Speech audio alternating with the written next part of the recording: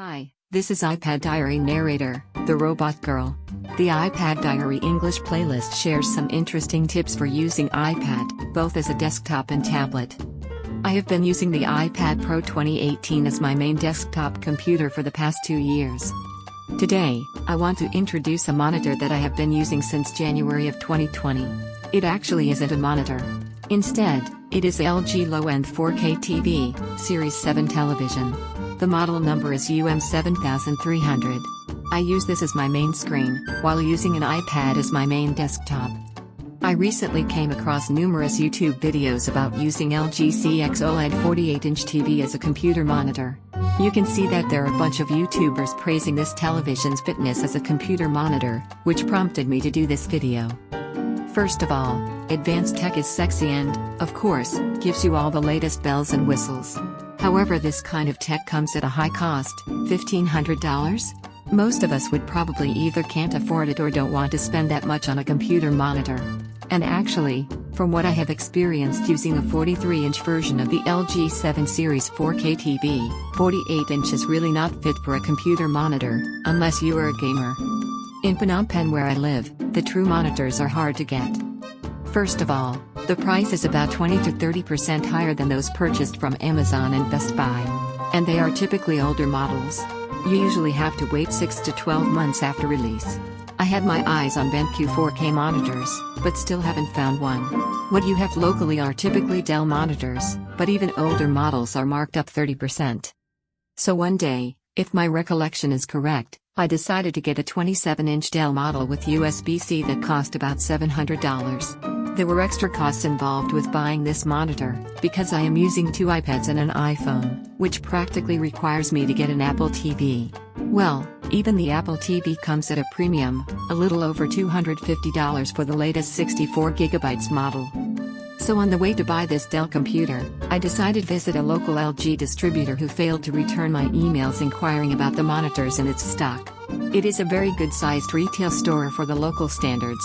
When I asked if there was a monitor, the answer was a no as expected. To backtrack a bit, because what I saw at the malls were basically televisions, and I knew that Airplay was coming to Samsung, LG and Sony televisions. I did some research on using 4K televisions as a computer monitor, and had looked for them in the malls. But the local malls again were selling a-year-old models. The phrase, 4K TV with Airplay, back then, wasn't received well at the largest electronics stores in Phnom Penh. Back to the main story. After learning that the store didn't have one single monitor, I moved on over to check out some televisions. Here I found the LG 7300 model I'm using right now. I took out my iPad mini and found out that it indeed has Airplay capabilities. I double-checked and the sales manager confirmed it. It wasn't even loaded and I had to do the LG WebOS firmware upgrade at home. The price was actually cheap, $350, which was comparable to Amazon prices. Of course, there were also very inexpensive brandless 4K televisions and Vizios didn't have Airplay features at the time. Actually, my favorite monitor brand is LG anyways.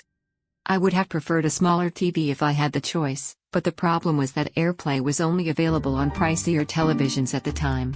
And pricier TVs in general have a much larger screen than monitors. I have been using a 10-year-old 32-inch, 2K LG professional monitor on loan from a buddy. Despite being an old monitor, its colors were a whole lot better than a year-old Samsung FHD TV, which prompted me to look for a 4K monitor in the first place. So, no matter how low-end this 7 Series LG 4K TV was, I knew I was getting a huge upgrade. Buying a Dell monitor plus an Apple TV would have cost me nearly $1,000 here. So I decided to pick up this TV instead of the Dell monitor I planned to buy that day. As mentioned earlier in this video, users are rapidly increasing their preference for bigger monitors, as large as 48 inches. In fact, televisions are usually not suitable for use as monitors. Because televisions are watched from a distance, and because of the nature of the contents you normally watch on video, the lag is not as important for a TV, and televisions are not optimized for displaying text. This is where the technology called Chroma comes in. So when you are going to use a television as a monitor, the key word you should look for is Chroma 4 technology.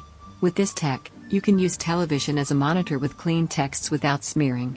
Most televisions do not have this feature. Just 1 year ago, I remember seeing only a handful of televisions having this feature. The iPad has an aspect ratio of 4:3, so if you mirror an iPad screen on a typical monitor or a TV, it appears in a letterbox format and it is not ideal. It cannot fill the entire screen and there are black boxes on the left and right, but the 4:3 aspect ratio monitors are a rare breed these days, so practically there is no other option. Anyways, for the first few days, it was a bit disappointing, but I got used to it rather quickly and in a matter of a week, I got used to it. Now I rarely even notice it. In addition, when I measured the iPad screen that appears in letterbox format, it came out approximately 33 inches, which is quite ideal. A classic silver lining, I guess. When I recently bought a Mac Mini and connected it to this TV, it filled up the whole screen and it looked good indeed. It also reminded me that Apple should really bring the external monitor support to iPad in the next OS update. However, working on a full 43-inch screen, I noticed that I had to move my neck a whole lot more, compared to the iPad letterbox screen. As you can see in the video that my head moves a lot even on the 33-inch letterbox screen, to close windows, select menus, going down to access the dock. I also have a 23-inch, 1080p monitor as well, which is connected to the new Mac Mini. Being used to a larger screen, and with my older eyesight, the experience using a 23-inch screen isn't all that great. It feels a bit cramped. Besides, I think that 23-inch screen is too small to truly feel the added benefits of 4K. I would say the ideal spot for 4K screen is at least 27 inches or larger, not exceeding 36 inches. Prepare for a wild necking if it goes beyond 36 inches. Of course, the additional neck movements might have the ergonomic benefits, I guess. I have been using this TV for a year, and I would rate my satisfaction at 95%. It was a really satisfying experience to be able to use Airplay on 2 iPads, iPhones, and Mac Minis at your fingertips, as you saw earlier in the video, without having to purchase an Apple TV separately. It is not only from the perspective of the cost effectiveness, but it being a low-end 4K lacking full brightness, it seems to work quite well as monitor. My desk is a little over 30 inches deep, probably deeper than your average desk. And the distance between my eyes and the monitor seems to be about 44 to 45 inches away from my eyes and I am making these neck movements. I guess the 48-inch OLED TV could be swell for gaming, but expect a serious necking unless you intend on sitting at an unusual distance. I, for myself, won't go to a monitor beyond 33 inches. Nowadays, as TV and monitors converge, good products are coming out. In particular, Roku and Amazon Fire also started supporting Airplay 2 features. The Samsung M7, the world's first smart monitor equipped with Airplay support, was released. It is a 4K screen with USB-C support around $400, which I was looking for last year but wasn't available. It comes with all the entertainment features, including Amazon Prime, Netflix and Apple TV+. Of course, the M7 monitor doesn't have a television feature, so if you prefer a television over a USB-C connection, LG 7300 television still makes sense. As far as I know, the LG 7 Series 2020 models also cost about the same $350. Anyways, I would strongly recommend this TV as an option to consider for those who prefer a larger 4K computer screen at an affordable price, with an added benefit of Airplay. For your information, this TV is VESA compatible and you can attach it to an arm, if you prefer. This LG 7 Series model comes with 3 HDMI inputs, 1 display input and an Ethernet connection.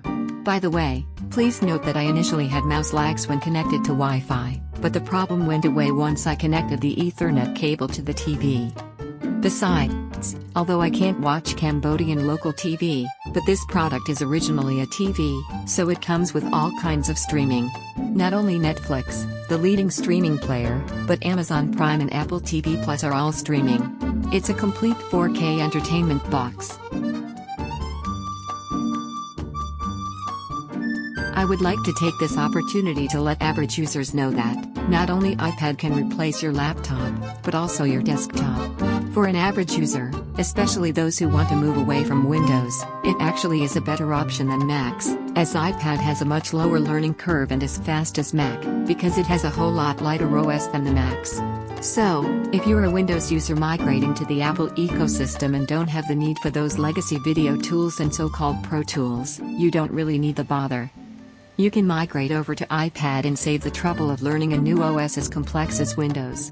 For me, even though I bought a Mac Mini because it is such a monumental computer, I only use it as a media server. I even prefer editing with iMovie using Touch, rather than the iMovie on the Mac, which has more features. Even the UI is whole loader better on iPad than Mac, which has an outdated menu system. Unless you are someone who invested a lot of time on video and audio tools, there is no sense in learning the old OS in my opinion. There are a whole lot of alternative iPad apps that are easier to learn from scratch. Found this video helpful, please hit those like, subscribe, and bell buttons. Thanks for watching and peace.